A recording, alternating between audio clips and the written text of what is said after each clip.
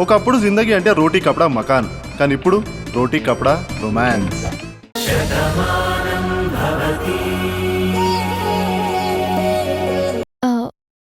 ఏంటి? తల్లయ్యే యోగ్యత లేదు అని నేను మీతో చెప్పానా? మురారి గారి జీవితంలోంచి వెళ్ళిపోవడానికి కారణం అదేనా?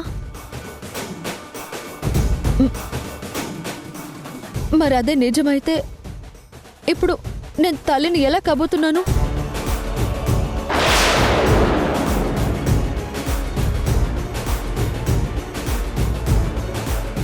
అమ్మా, నేను ఇక్కడే పెరిగానని మీరు చెప్తున్నారు కదా, మీరు నాకు నిజం చెప్పండి.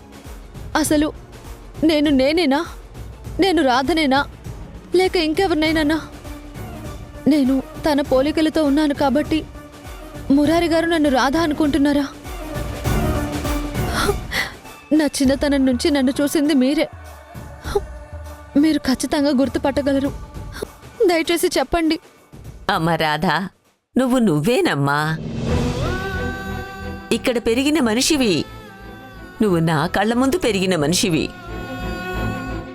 నువ్వు మురారి గారితో జీవితాన్ని పంచుకోవాలనుకున్న మనిషివి. అదే నిజమైతే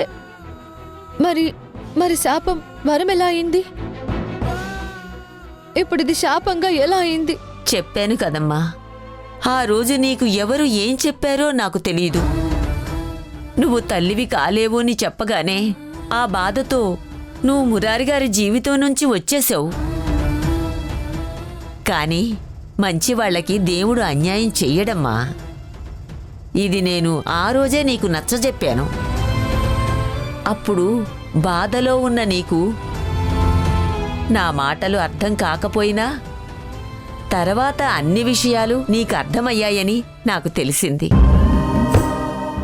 చూశావా, నీ జీవితం పండింది. అది నీకు గుర్తులేకపోవడం శాపమే కావచ్చు. కాని ఇప్పుడు నువ్వు గర్భవతిగా ఉండడం మాత్రం ఎప్పటికీ శాపం కాదమ్మా. అది నీ జీవితానికి వరం తల్లి. మురారి కూడా అర్థం చేసుకున్నాడు కాబట్టి తను నీ విషయంలో చాలా గొప్పగా ఆలోచిస్తున్నాడు. నువ్వు మురారి గురించి ఎలా ఆలోచించేదానివో ప్రతిదీ డైరీలో రాసుకున్నావు. ఆ డైరీ ఇక్కడే మర్చిపోయావు. ఆ రోజు నుంచి ఆ డైరీ ఇక్కడే ఉంది. అది తెస్తాను, చదువు, నీకే అర్థమవుతుంది.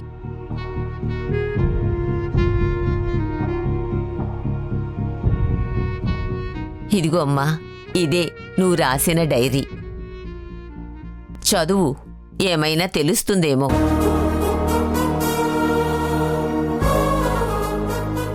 మురారి, నాకు ఊహ తెలిసేసరికి అందరితో ఉన్న అనాథని అన్న నిజం నాకు తెలుసు. ఆ చిన్నతనంలో నాకంటూ ఎవరూ లేరన్న బాధ నాలో ఎంతగానో పెరుగుతూ వచ్చింది.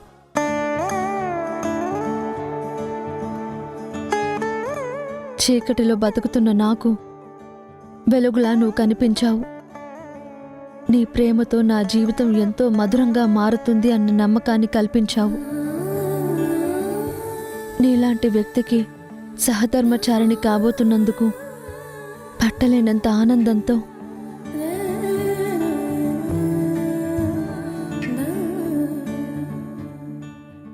ఈ ప్రపంచాన్ని గెలిచాను అన్న సంతోషంతో నీ ముందు నిలబడ్డాను.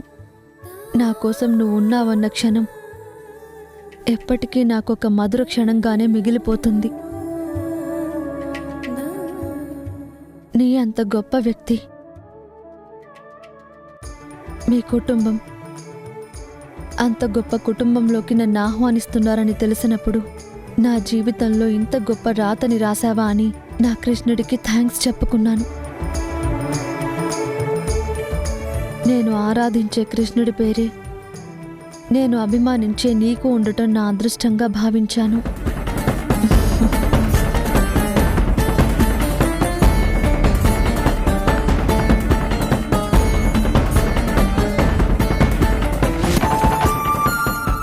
ఈ జన్మంతా నీకు రుణపడి ఉంటాను. నీ గుండెల్లో నాకిచ్చిన స్థానానికి గూడు కట్టుకుని దైవంగా కొలుచుకుంటాను. రాధగా మురారి గారిని ఇంత అభిమానించాను, ఆయన గురించి ఇంత గొప్పగా వర్ణించాను. మరి ఇన్నిసార్లు ప్రయత్నిస్తున్నా ఇవేవి నాకెందుకు గుర్తుకు రావడం లేదు?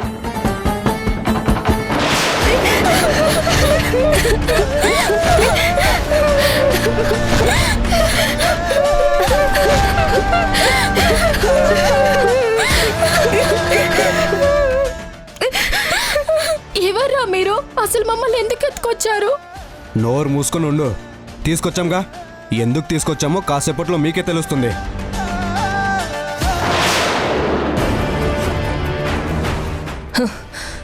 నమస్తే మేడం. ఎంత పని చేశారా? అయినా సరే చేసేశారు కదా. ఇంక భయపడినా ముందుకు వెళ్ళడమే తప్ప వెనక్కి పంపించలేం కదా. నువ్వా మమ్మల్ని కిడ్నాప్ చేయించింది? అవును, నేనే. వచ్చే జీతం సరిపోవడం లేదు, ఖర్చులు పెరిగిపోతున్నాయి. అనాథాశ్రమంలో పనిచేస్తే నేను కూడా ఒక అనాథగా బతకాలని రూలేమీ లేదు కదా. అందుకే డబ్బులు ఎలా సంపాదించాలా అని ఆలోచించాను. ఇలాంటి గొప్ప అవకాశం వచ్చింది. అయినా నువ్వు అనాథవేగా, నీకేదో అవుతుందని ఏడ్చేవాళ్ళెవరూ లేరుగా. సిగ్గులేదు అలా మాట్లాడడానికి? మమ్మల్ని ఎత్తుకొచ్చింది చాలక మాతోనే ఇలా మాట్లాడుతున్నావు? అసలు ఏం చేయాలని తీసుకొచ్చావు?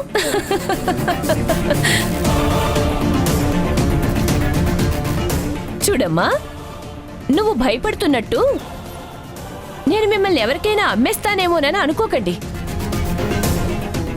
నేను మరీ అంత దుర్మార్గురాల్ని కాదు. నాకు కూడా కొంత మంచి మనసుంది. ఇప్పుడు మార్కెట్లో మీలాంటి వయసులో ఉన్న ఆడపిల్లల కిడ్నీలు, కళ్ళు, హార్టు, లివరు ఇలా ఒంట్లో ఉండే పార్ట్లన్నిటికీ లక్షల్లో డిమాండ్ ఉంది. ఒక ఆరోగ్యకరమైన మనిషి నుంచి ఆ పార్ట్ని తీసి అమ్మేస్తే సుమారు 1.5 కోటి దాకా వస్తుంది. ఇప్పుడు మీరు ముగ్గురున్నారు కాబట్టి 4.5 కోట్లు వస్తున్నాయి. చూసారా? మీకు కూడా మీ విలువెంతో తెలీదు, కానీ నాకు తెలుసు మీ మీద మాకు ఇంత డబ్బు వస్తుందని. అందుకే మిమ్మల్ని కిడ్నాప్ చేయించాను. ఇంకేం పర్వాలేదు, ఒక 2-3 రోజుల్లో మిమ్మల్ని హాస్పిటల్కి తీసుకెళ్తే ఆ పార్ట్లన్నీ తీసేస్తే మీకు కూడా బాధేమీ తెలీదు. తరువాత మీరు ఏమైపోయారో ప్రపంచానికే తెలీదు. మేడం, తీసుకొచ్చిన దగ్గర నుండి వీళ్ళు గట్టి గట్టిగా అరుస్తున్నారు. అరుస్తారా? ఎత్తుకొస్తే భయపడి అరవకుండా ఎందుకుంటారు? కానీ వాళ్ళకి శుభ్రంగా మంచి భోజనం పెట్టండి, కడుపు నిండా తినేలా చేయండి, కంటి నిండా నిద్రపోనివ్వండి. ఆరోగ్యంగా ఉండాలి కదా. మనకి అంత డబ్బిచ్చే మనుషులు వీళ్ళు. జాగ్రత్తగా చూసుకోవాల్సిన బాధ్యత మనదే. నువ్వు అమ్మవారే పల్లె ఆడపిల్లని ఎత్తుకొచ్చావు. మమ్మల్ని కాపాడడానికి మా మురారి అన్నయ్య వస్తాడు. తనకి విషయం తెలిసిందంటే నువ్వు తప్పించుకోలేవు, మమ్మల్ని ఏమీ చేయలేవు. మా అన్నయ్య మమ్మల్ని రక్షిస్తాడనే నమ్మకం మాకుంది. అలాగే నీ బుద్ధి మొత్తం బయట పెట్టి నీకు తగిన శిక్ష పడేలాగా మా అన్నయ్య చేస్తాడు. చూశారా వీళ్ళ ధైర్యం? మురారి అంటే అంత ధైర్యంరా. అందుకే ఆ ఊరి నుంచి ఎందుకు తీసుకొచ్చారా అని మిమ్మల్ని అడిగాను. అయినా సరే వీళ్ళిప్పుడు ఇక్కడే ఉండాలి. చూడండి, మిమ్మల్ని కిడ్నాప్ చేసినట్టు మీ అన్నయ్యకే కాదు కదా, మీ ఊర్లో ఉన్న అమ్మవారికి కూడా అనుమానం రాదు. మేమంత తెలివిగా ప్లాన్ చేశాం. ఎవరైనా మా జోలికొస్తే ఏం చెయ్యాలో ఎలా చేయాలో మాకు తెలుసు. అనవసరంగా అరిచి ఎనర్జీ వేస్ట్ చేసుకోకండి. నోరు మూసుకొని పడి ఉండండి. పెట్టింది తిని మేము హాస్పిటల్కి తీసుకెళ్లే వరకు ఇక్కడే పడి ఉండాలి. జాగ్రత్తగా కాపాడండి. అలాగే మేడం. ఆదిలక్ష్మి, ఆదిలక్ష్మి! ఏయ్, నోరు మూయండి.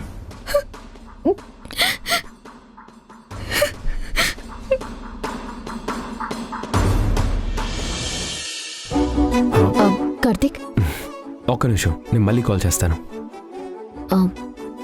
ఇది మనం తయారు చేయబోయే డ్రగ్ తాలూకా ఫార్ములా. రేపు ఆంటీ ప్రెజెంటేషన్ ఇవ్వవలసింది దీని గురించి. ఇది ఇది సక్సెస్ అయిందంటే అనుకున్నట్టుగానే ప్రాజెక్ట్ వచ్చేస్తుంది. 200 కోట్లు, సుమారు 200 మందికి ఎంప్లాయ్మెంట్ వస్తుంది. డెఫినెట్ గా కెమికల్ ఇండస్ట్రీలో మనం పెడుతున్న అడుగు ఒక మంచి సక్సెస్ అవుతుంది. ఈ ప్రాజెక్ట్ కోసం అందరికన్నా ఎక్కువ శ్రమ పడుతుంది నువ్వే కదా. మరి అమ్మనెందుకు ప్రజెంటేషన్ ఇవ్వమంటున్నావు? నువ్వే ఇవ్వచ్చు కదా. లేదు కార్తీక్, ఎవరి గౌరవం వాళ్ళకి దక్కాలి. ఈ బిజినెస్ ఎంపైర్ ని ఆంటీ స్టార్ట్ చేశారు. ఈ రోజు ఈ స్థాయికి వచ్చింది అంటే దానికి కారణం ఆంటీనే. ఈ సంస్థ నుంచి అనుబంధంగా ఏ సంస్థ ప్రారంభమైనా ఆంటీ చేత మీదుగానే జరగాలి. అప్పుడే అది సక్సెస్ అవుతుందనే నమ్మకం నాది. అందుకే ఆంటీని ప్రెజెంటేషన్ ఇమ్మన్నాను. థ్యాంక్స్ నీలిమా. అమ్మ విషయంలో నువ్వు ఇంత గొప్పగా ఆలోచిస్తున్నందుకు నాకు చాలా హ్యాపీగా ఉంది. నిన్నిలా చూడాలని, నీలో ఈ మార్పు రావాలని భాను ఎన్నోసార్లు కోరుకుంది. బట్ నువ్వు మారేసరికి భాను మనకు దూరం అయిపోయింది.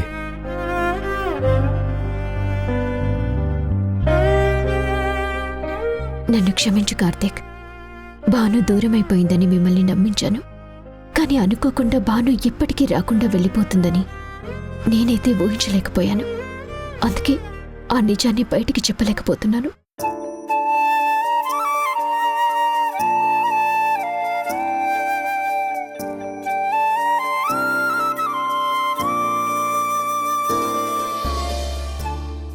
స్వామి, ఎంతో కష్టపడి తయారు చేయించిన ఫార్ములా ఇది. దీని విలువ ఇంత అని వెలకట్టలేనిది. రేపిది మార్కెట్లోకి వచ్చాక ఎంత సంచలనమవుతుందో నాకు తెలుసు. అందుకే రేపటి మీటింగ్ సక్సెస్ అయ్యేలాగా నువ్వే కాపాడు.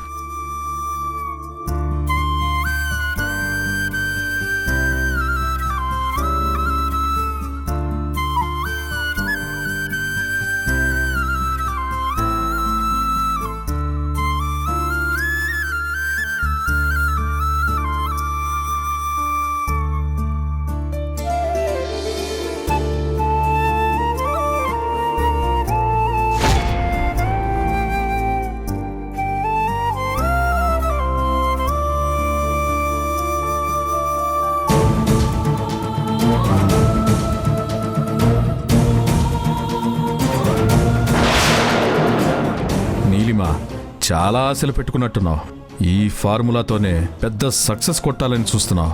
దేవుడు కూడా నీకు సహకరిస్తాడని దైవం దగ్గరే పెట్టావు. కానీ నువ్వు వెలిగించిన అగరబత్తి నీ భవిష్యత్తుని మసి చేసేలా నేను మారుస్తాను. ఈ ఫార్ములాలో లోపం ఉందని రేపు బయటికి వచ్చేలాగా నేను చేస్తాను.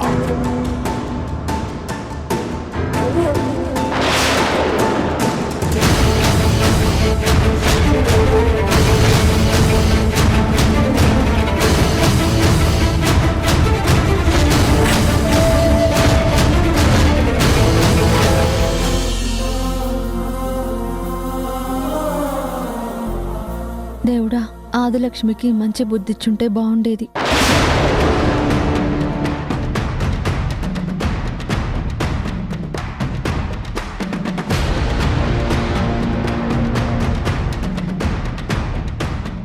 ఏంట్రాదా, నువ్వు రాసుకున్నదంతా నువ్వే చదువుకొని ఆశ్చర్యపోతున్నావా? నా తలరాత ఇదేనండి. నేను రాసిన రాత నాకు గుర్తుకు రావడం లేదు. కానీ మొత్తం మీ గురించే రాశానని ప్రతి పేజీలో అర్థమవుతుంది. రాధా, చదువుతుండి ఇప్పుడే వస్తాను.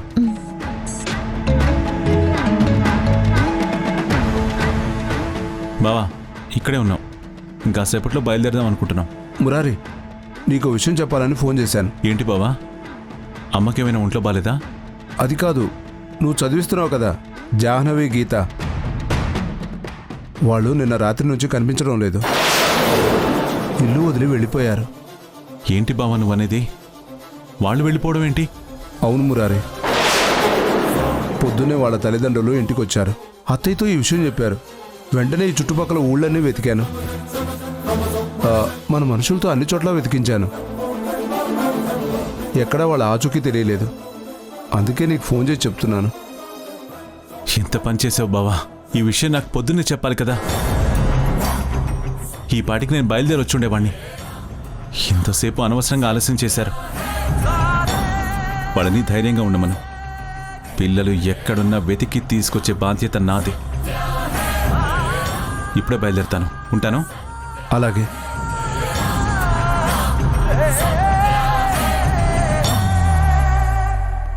రాధా, మనం వెంటనే ఊరెళ్ళిపోవాలి. పద.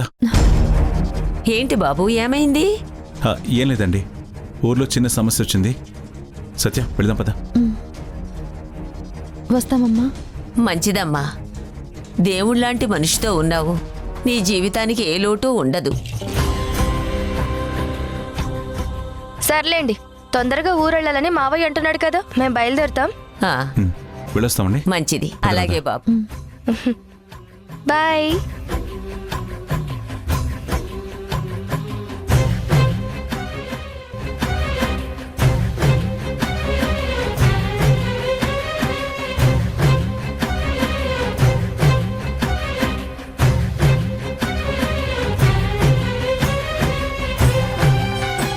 మీరిప్పుడు ఎంత ఏడ్చినా జరిగిన దాన్నైతే వెనక్కి తీసుకురాలేరు కదా. వాళ్ళు ఎక్కడికి వెళ్ళిపోయారో వాళ్ళ గురించి అమ్మ వెతికిస్తుంది. మా మనుషుల్ని పంపించాం, మా ప్రయత్నాలు మేము చేస్తున్నాం కదా. ఇంటి ముందు కూర్చొని ఇలా ఏడిస్తే ఎలా? జయ, పిల్లలు దూరమైన బాధలో వాళ్ళున్నారు. పిల్లలు ఎక్కడికి వెళ్లారో తెలియని పరిస్థితుల్లో ఉన్న తల్లిదండ్రులకు ఏడుపు కాక ఇంకే ఉంటుంది. అందులోనూ వయసొచ్చిన ఆడపిల్లలు ఇలా ఉత్తరాలు రాసి ఇంట్లో నుంచి వెళ్ళిపోతే కన్నవాళ్లకి ఆ నరకం ఎలా ఉంటుందో నేను ఊహించగలను. అమ్మగారు, ఆ పిల్లలు తిరిగి ఇంటికి వచ్చే వరకు మేం ప్రాణాలతో ఉంటామన్న నమ్మకం కూడా లేదమ్మా. ఈ అవమానాన్ని ఎలా తట్టుకోవాలో కూడా అర్థం కావడం లేదు. ఆడపిల్ల వెళ్ళిపోయింది అంటే ఏదో జరిగిపోయిందని కాదు. తెలియనితనంతో వాళ్ళు ఇల్లు వదిలి వెళ్లారు. తప్పకుండా దొరుకుతారు. తీసుకొస్తాను కూడా. మురారికి కూడా ఈ విషయం చెప్పాను అత్తయ్య. వాళ్ళు బయలుదేరారు, ఇక్కడికే వస్తున్నారు. మురారి వచ్చాక అన్ని వైపుల నుంచి గట్టిగా వెతుకుదాం. వాళ్ళు తప్పకుండా దొరుకుతారు.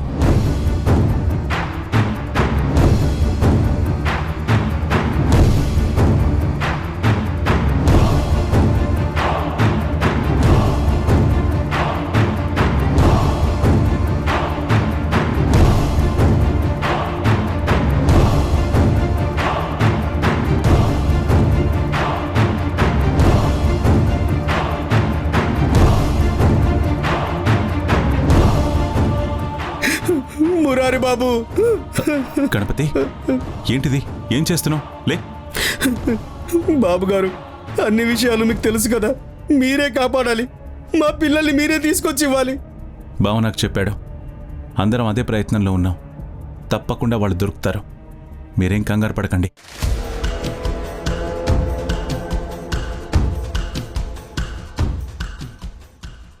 అయినా వీళ్ళకేం పోయే కాలం వచ్చింది. ప్రపంచాన్ని చూడటానికి వెళ్ళడం ఏంటమ్మా? ఇక్కడ ఉన్నది ప్రపంచం కాదా? వాళ్లే ప్రపంచంగా మేము బతుకుతున్నప్పుడు మేము వాళ్ళకి ప్రపంచం కాకుండా ఇంకేం ప్రపంచం చూడటానికి వెళ్ళిపోయారమ్మా.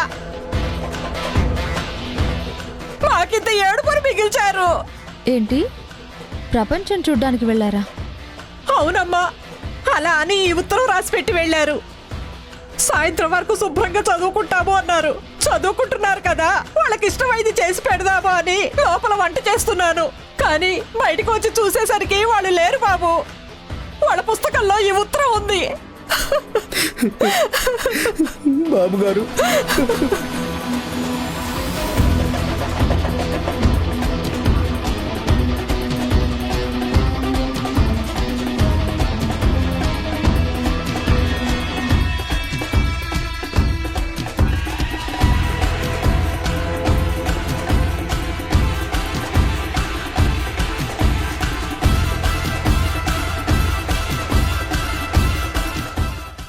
మా ప్రయత్నాలన్నీ మేము చేశాం సార్. కానీ తను వెళ్తూ ఒక లెటర్ పెట్టి వెళ్ళింది. ఏమని లెటర్ రాసింది? ఇక్కడ ఉండలేకపోతున్నానని, తను ప్రపంచాన్ని చూడాలన్న కోరికతో ఉన్నానని, ఇన్ని రోజులు ఆశ్రయం ఇచ్చినందుకు ఈ ఆశ్రమానికి ఎప్పటికీ రుణపడి ఉంటామని, ఇక మీదట నన్ను వెతకొద్దు, బయట ప్రపంచం మీద ఆశతో వెళ్లిపోతున్నానని ఆ ఉత్తరంలో క్లియర్గా రాసింది. మురారి గారు, పిల్లలు ఇంట్లో నుంచి వెళ్ళిపోలేదండి. వాళ్ళు కిడ్నాప్ అయ్యారు.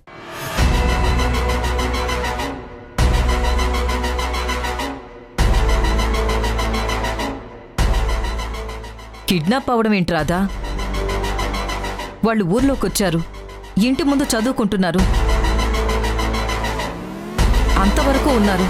వాళ్లే ఈ ఉత్తరం రాసిపెట్టి వెళ్లారని అందరూ చెప్తుంటే నువ్వేంటి ఇలా మాట్లాడుతున్నావు?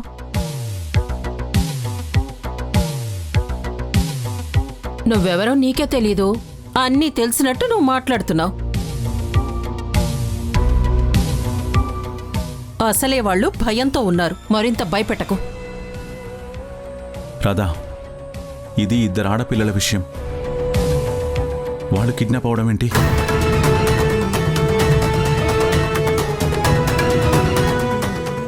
ఈ ఊర్లో ఇంతకుముందు ఎప్పుడు అలా జరగలేదు.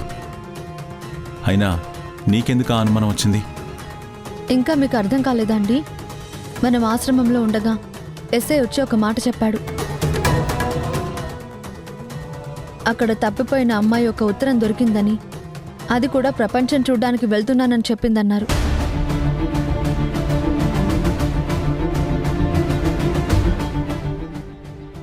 ఇక్కడ లెటర్లో కూడా అదే రాసి ఉంది. అక్కడ ఇక్కడ అమ్మాయి తప్పిపోవడం ఒక్కలాగే ఉంది. అంటే ఇది వీళ్ళంతటా వీళ్ళే వెళ్ళిపోయింది కాదు. ఎవరో వాళ్ళని కిడ్నాప్ చేసి అనుమానం రాకుండా ఉండడానికి ఇలా పెట్టారని మనకు అర్థమవుతుంది కదా.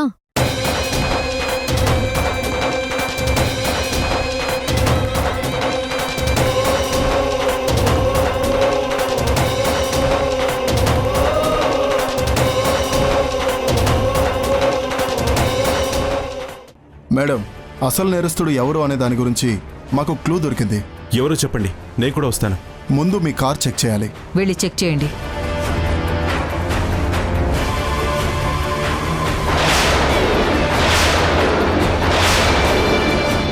అయితే మాకొచ్చిన ఇన్ఫర్మేషన్ కరెక్టే. ఈ కిడ్నాపర్ ఎవరో కాదు, మురారియే.